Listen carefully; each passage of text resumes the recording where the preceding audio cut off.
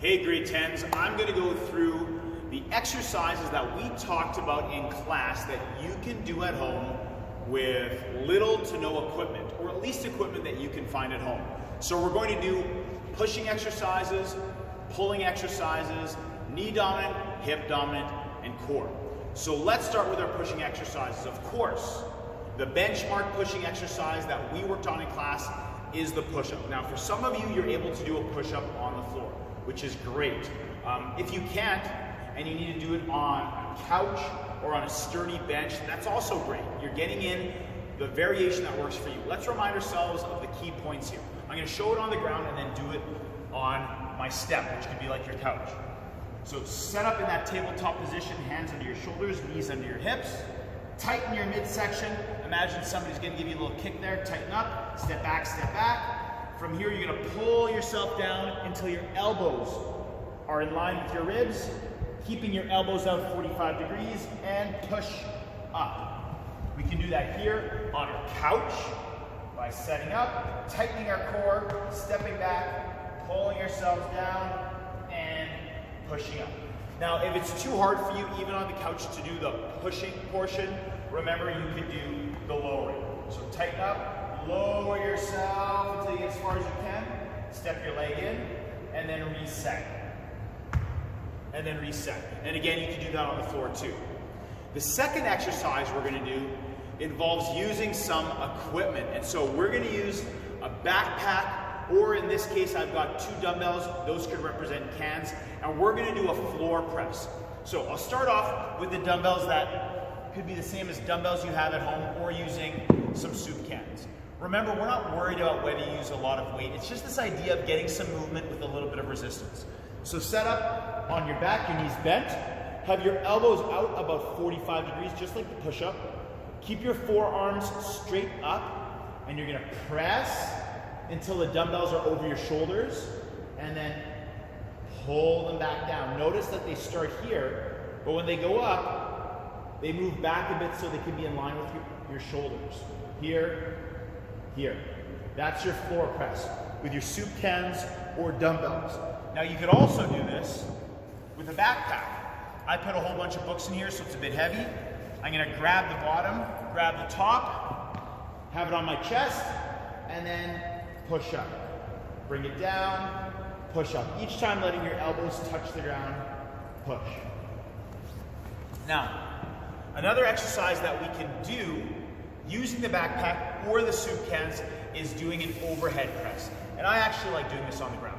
So I'm gonna use my towel, which we'll use later, to put under my knee so it's nice and cozy. I'm gonna grab the dumbbells, get into this half kneeling position, take the dumbbells or cans, and get them above or just in front of my shoulders.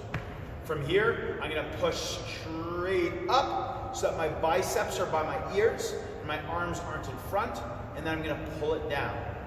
Press up, pull down. Okay, so we can do that with our soup cans or with dumbbells if we happen to have those lying around. With the bag, I grab the top, grab the bottom, keep it in close in front, press until it's over my head, bring it down. Even with this little bit of weight, I can feel like I'm moving something. Okay, so those are gonna be our 3 pushing exercises. There's a little special one I'm gonna show you after, but I'm gonna go to the pull exercises first. Our first pull exercise is gonna be our bent over row. So for this one, you're gonna take a big step to get into this lunge position, but your back leg is gonna be straight. From here, you're just gonna lean over a bit into this bent over position. So if we have our soup cans or our dumbbells, we can get into this straight leg, back straight leg lunge position. Front knee is bent, and we can do our rows. You pull your elbows back, control it down. From the front, it looks like this, dumbbells on either side of my knee, leaning forward, pulling my elbows back, and lowering them. I'm gonna make sure the whole time that my back is straight. Even though I've leaned forward, my back is straight. I'm kind of in a deadlift position, but with one leg behind me. Now we can do this same thing using a backpack. In this case, we have to keep the backpack right in front of us, so I grab the bottom, grab the top, I get into that lunge position, again bent over here, and I'm gonna do the row. From the side, it looks like this, rowing it in nice and close. Okay?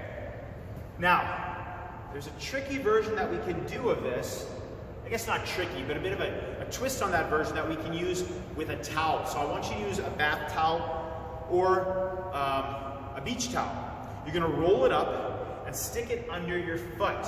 Okay, get it right under the middle of your foot. We're going to get into that same stance we were in before, that long lunge stance. From here, it's loose. And then what I want you to do is imagine that you can actually pull the ends back in a full row. So pull as hard as you can. It's called isometric contraction. There's no movement at this point, but we're working. Relax. Pull. Hold it for 3 to 5 seconds. Relax. All right? So you probably will want to switch legs every time you come back to that exercise, but that's a really great pulling exercise. A little bit different, but it gives you a little bit of resistance by using the towel. So the next towel exercise we're going to use that is also a pulling exercise is a towel pull apart. So grab the towel about shoulder width apart, maybe a little bit wider, just a touch. You're going to loosen it, create some slack, and then you're going to rip it apart. And keep ripping for 3 to 5 seconds, just like the other one. You want to imagine that those muscles, well, you don't have to imagine, you're going to use those muscles between your shoulder blades to try to pull your shoulder blades together, as though you're actually ripping this towel all the way apart. Relax, straight arms, and rip it apart again. Staying nice and tall, ripping, and then relax. Okay? So that's the towel pull apart. Now I told you there was a special pulling exercise I was going to show you. It's actually a combination push and pull. So get your hands again, shoulder width, maybe a touch wider. And watch what I do. I'm actually going to do a push and pull. So I'm going to do this on the ground. I feel sturdier here in this half kneeling position. I'm going to pull my right arm back while I push my left arm forward. And it's isometric again. I'm pushing one arm and pulling the other. Hold it 3 to 5 seconds. Switch it. Pushing now my right arm, pulling my left arm, 3 to 5 seconds, and then switch it. Now, a bit of a twist on that one is keeping it moving. So I can start here, and then I pull it apart as I switch to go to the other direction. Pull it apart as I switch arms, switching which one is pushing, which one is pulling. But the whole time, I'm keeping this pull apart. Now that's pretty tough, but that's another option for you. So those are our upper body exercises. When it comes to our lower body exercises, the options that we have for you are the squat, feet hip width apart, nice and tall. We're going to sit our hips back, bend our knees, push them out, and come up.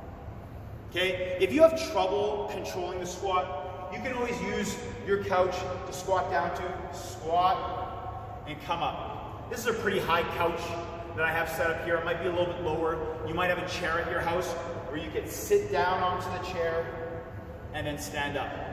Of course, you can anytime pick up a weight, whether it's those soup cans or dumbbells or backpack. I'm just going to slip this backpack on this way. Hug it. And now I can do my squat. Okay? The other exercises that we have options here for are doing our reverse lunges.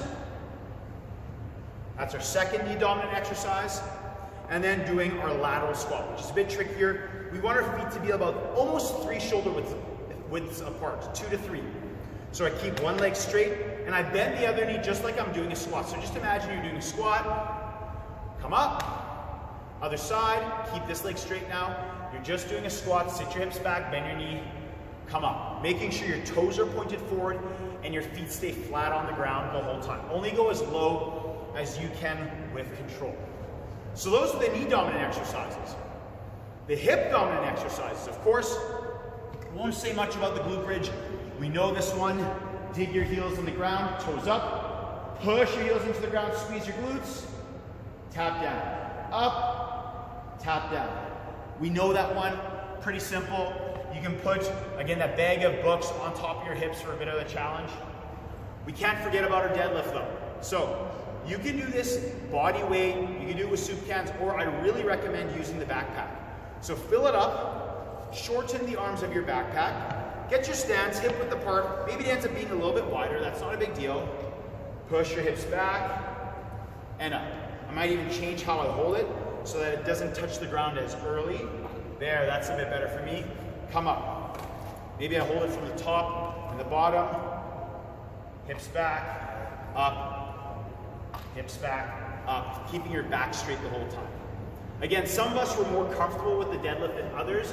If you're not as comfortable with it, you can try it out. We're not using really anything heavy. You're not going to hurt yourself. But the glute bridge is also a very good option. Another good option here is the donkey kickback. So you set up into this bear crawl position, hands under shoulders, knees under our hips, and all we're going to do is kick our leg back and then kick our other leg back. When you do this, you want to stay tight in your midsection.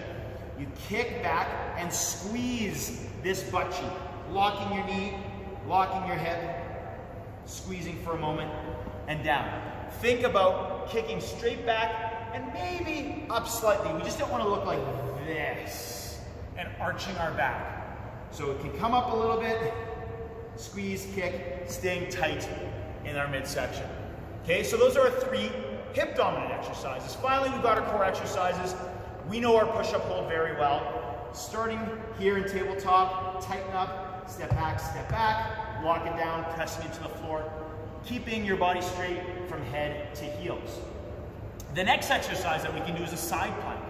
So I'm gonna take this towel to make sure it's under my elbow. It's a lot more comfortable. I'm gonna make sure my elbow is under my shoulder. Level 1 for the side plank. I bend my knees, 90 degrees. I push my hips forward and up, and I hold this position. I'm gonna make sure to always have my elbow under my shoulders, or else it starts not feeling great on my shoulder. Okay, this is level 1. Level 2 is I straighten the top leg. Level 3, I straighten the bottom, but I have one in front, one behind. And level 4 is I stack my feet on top of each other. Whatever level I choose, I need to be able to keep my hips from sagging, so up, and push my hips forward. Okay? When we're doing a workout, we could use half the time to do one side, half the time to do the other. If you're doing a workout on your own, maybe you'll say, I'm gonna do 10 breaths on one side, 10 breaths on the other. The last core exercise, we're gonna keep it simple, but still pretty challenging. Setting up in your push-up hold position. We're gonna do a slow mountain climber. So here, slowly bring it in and back. So your body wants to do this. It wants to rotate at the hips, but you're not going to let it rotate. Okay, so those are your simple at-home equipment exercises that you can do for pushing exercises, pulling, knee, hip, and core. We had about 3 examples of exercises for each of those categories, so hopefully you found something that you can do and you can use for your home workout that you'll be creating. Have fun.